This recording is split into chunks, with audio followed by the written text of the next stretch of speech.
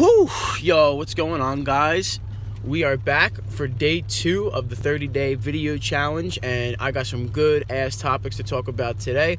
Right now, I'm just in my car, which is again probably going to become my new office for videos because it's just private and I don't have to worry about being disturbed, and I can just keep focused on what it is that I'm doing. So the topic that I wanted to talk about today was longevity of fitness and why eating way too little calories is going to be detrimental to you.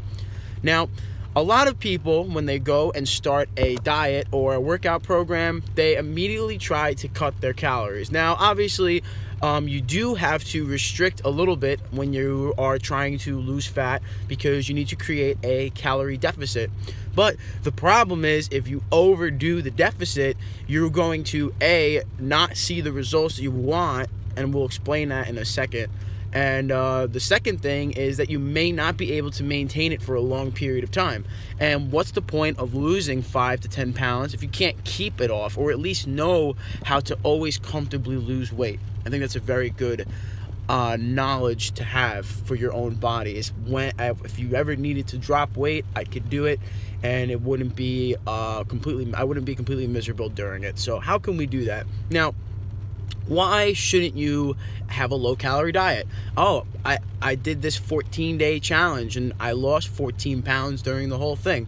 What's the problem with that? Well, you see, firstly, if you are eating too little of calories, you're actually not going to burn as much fat as you would want. Now, if you did lose 14 pounds in 14 days, what happens after the 14 days? Are you going to continue to drop weight at that? Are you going to continue to drop weight at that rate? Probably not. And you probably lost a lot of water weight when you have a high restricted calorie diet. You see, if you, let's say, burn 2,000 calories a day, that's your maintenance calories. If you were to eat 2,000 calories, you would maintain your weight off that. And you were to eat, let's say, 1,200 a day. You are in an 800 calorie deficit. Now, what starts to happen in your body is that your body can actually break down protein and muscle fibers for energy way more efficiently than it can body fat when it comes to that. And because you're in that huge restriction, it's going to start to burn off your muscle and glycogen because it thinks it's going to die, it thinks it's going to starve, and it wants to keep the body fat. Your body wants to keep body fat. Your body does not want to lose weight. Even if you're overweight, it doesn't want to lose body fat, because if you were to ever go into a famine, your body fat is actually going to save you. There was actually this guy, he was well over 350 pounds, and he didn't eat for a year. If I can find the article, I'll put it in the description, but this guy literally lost well over 150 pounds, and he didn't eat at all, and his body fat kept him alive. So your body does not want to lose body fat. Now, I know this is kind of contradicting because I just told you guys that you shouldn't have too much of a deficit and that you will burn off your muscle. Now, the thing is, this guy was incredibly overweight, and when you're that overweight, you can lose body fat really easily. And also, he probably was losing muscle during that time, and he probably wasn't incredibly lean. And the idea is that when I'm sitting here talking about weight loss and fat loss, I'm talking about the individual that wants to lose 20 pounds to look a lot sharper. They're not obese, but they just have a little bit of chub and they want to clean themselves up. Having that extreme deficit is going to have negative effects on that person. Sometimes when it comes to being obese, it is a good idea to have a high restriction, especially a ketogenic diet, because you want to try to lose that fat as fast as you can, because that excess fat is unhealthy. But if you don't have an unhealthy amount of body fat on you and you're healthy, you just want to look better, then a big deficit is going to make your goal worse. So you don't want to burn off your muscle, because your muscle is going to help you have a faster metabolism. Now, this is why resistance training is incredibly important. If you start resistance training and you become stronger over time, you'll build muscle. When you build more muscle, your metabolism gets faster. That means that your body burns more calories per day. Now, what do you think is easier to diet off of? 1,800 calories or 2,500 calories? Probably the 2,500. Now, if you're, let's say, maintaining at 2,000 calories and you don't do any resistance training, let's say you run 3 times a week and you want to be in a deficit, but you can do 1,800. Now, let's say you continue to do your running and you're eating 1,800 calories, you're in a 200 calorie deficit. Jason told me a slight deficit. You start to lose a little bit of weight. You might lose like a pound or two on that first week or two. And then what's going to happen is, because you don't have any more muscle on you and you're just losing weight, there's literally less of you. Your body is going to start to maintain at 1,800 calories. So then what? Are you going to go to 1,600, then 1,400, then 1,200?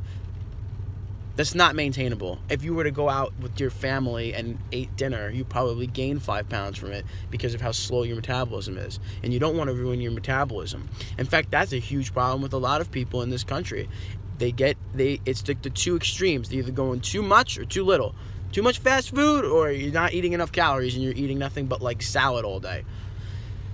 You got to make sure you're feeding your body enough, and you got to make sure that you're doing your resistance training. Because now let's take that same individual. They're running 3 times a week. They burn 2,000 calories a day. Now we start getting them on like a 3-day-a-week full body routine.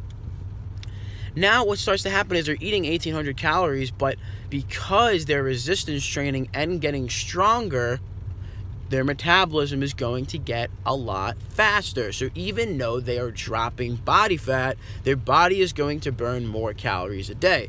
And that means they can even maintain at 1,800 calories over a long period of time, and they don't have to go under 1,800. In fact, I've even seen cases where people will create the deficit, they start resistance training, and their metabolism becomes so fast from the added muscle mass that they literally have to increase their calories because their energy levels are getting too low. Now, that is way easier to maintain over a long period of time, and that's the important thing. Excuse me.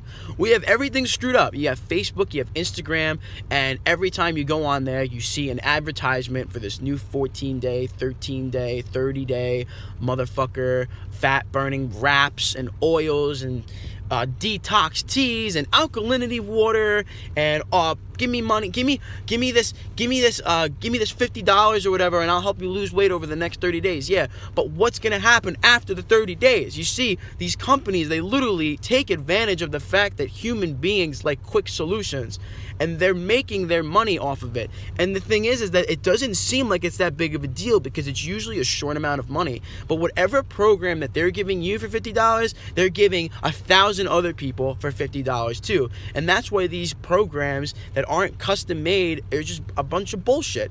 And what happens is these people start having eating disorders after their 14-day, 28-day challenges because they have no idea what maintaining a healthy life is.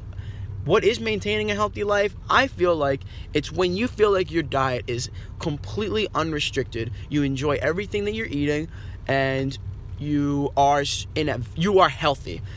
And, you know, I follow the 80-20 rule. So I try to have 80% of my food come from whole sources, lots of fiber, lots of protein, micronutrient-dense foods, where 20% can be a little bit more fun and flexible, ice cream, pizza, whatever I really want.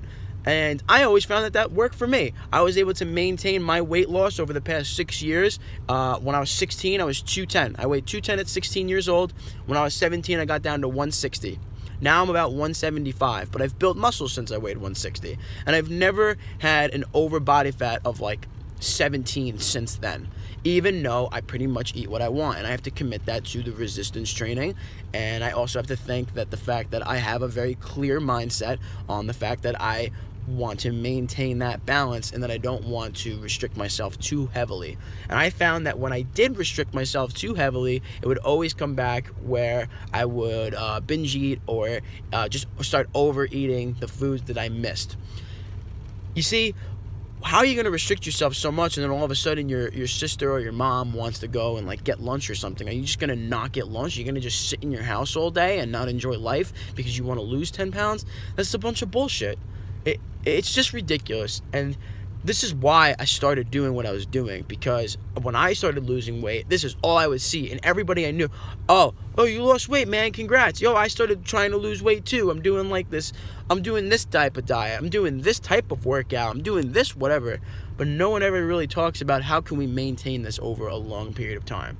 And that's kind of like where my issue is with these challenges, and why whenever I am coaching clients, I'm always going over more of like lifestyle, more of habits. What are you doing on a daily basis that will help you get closer to your goal?